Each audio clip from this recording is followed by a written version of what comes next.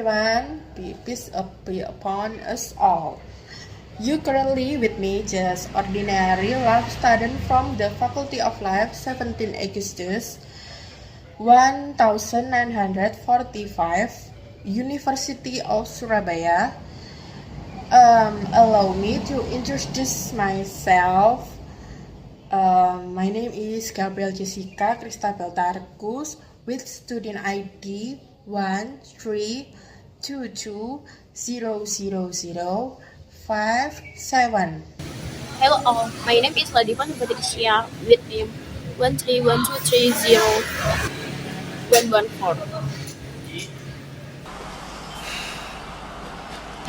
Hello friends, my name is Kotrunada. I will introduce myself. My name is Kotrunada. I am currently studying at one of the best university in my opinion, namely the Universitas of 17 Augustus Surabaya, majoring in law. Today we are going to discuss a rather interesting topic. What that is not commonly talked about is everyday life. The origin and legal basis of the terms erroneous belligerence and live and measure. Number one is belligerence. Belligerence, this term is used in international law, refer that parties involved in armed conflict that can be states, rebel groups, or the entities that are actively engaged in warfare. Number two, live and measures, a phrase term meaning mass military conspiration in refers to the mass mobilization of a country population to fight in times of emergency, such as during an invasion. Number three is armies, the plural from the army, referring to military forces or armed troops. They are the instruments used by belligerents to wage war. Connection in the context of armed conflict. In any armed conflict, the belligerent is the party engaged in the war. They utilize armies as the primary force in battle. In times of ordinary, such as during an invasion, and live and mission may be carried of the rapidly strengthen the military talks by mobilization of key funds.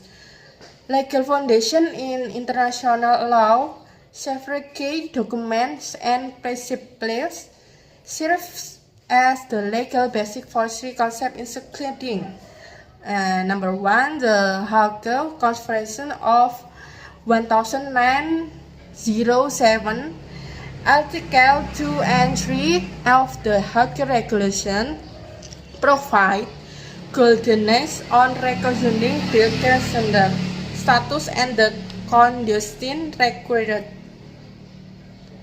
Number two is Principle of International Humanitarian Law.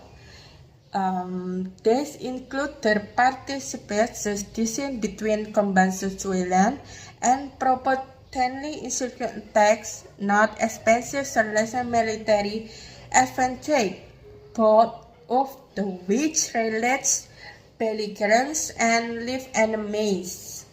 And number three, customary in the law. Many aspects are based on customary practices that have been widely accepted by states during armed conflict, even if not controversial. Important notes: belligerent status not granted automatically. Certain conditions must be fulfilled in accordance with IHL. International humanitarian law does not regulate where a state might go to war, but rather how war must be conducted in the humane and lawful manner. The goal is to protect civilians and limit unnecessary suffering during armed conflict. This has been a brief explanation of armies, belligerents, and live enemies, along with their legal foundation under international law. Hopefully, this adds valuable insight to our understanding of the rights and obligations of parties in armed conflict and the efforts to safeguard civilian lives. Thank you for your attention, peace, and justice always. Bye. We'll continue the discussion about whether the OPM is included in the three parts of armies: belligerents and live enemies. The origin and legal basis of the terms armed force, belligerents, and live enemies can be found in international law and humanitarian law. Armed force and humanitarian law. Armed force refers to officially organized force. Refers to officially organized force. To parties to an armed conflict and live in mass. So spontaneous mass uprising and be civils. The legal basis in found in the 1907 EU Convention in the 1900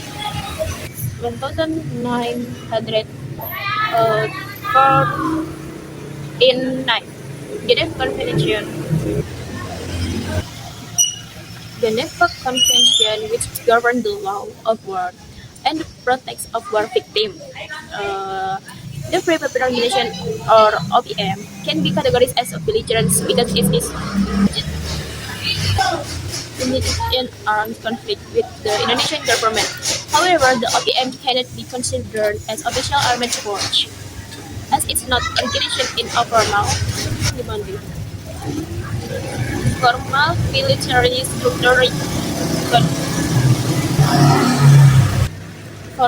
military structure recognized by the state.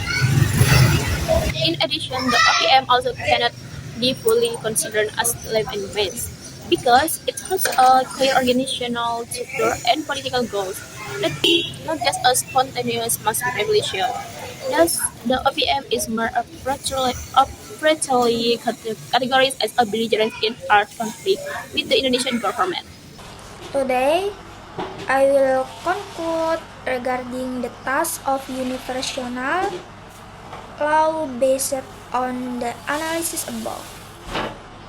UPM is not fully included in the category of armed forces, belligerent or left on masses according to international law.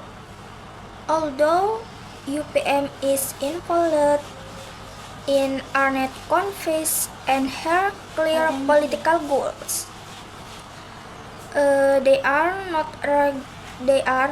recognized as a legitimate entity in the context of international law.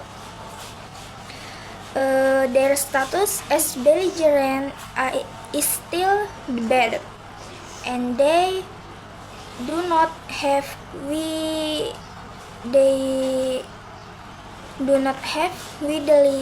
recognized legitimately. That's my conclusion. Thank you. Bye. Thank you. Thank you for watching.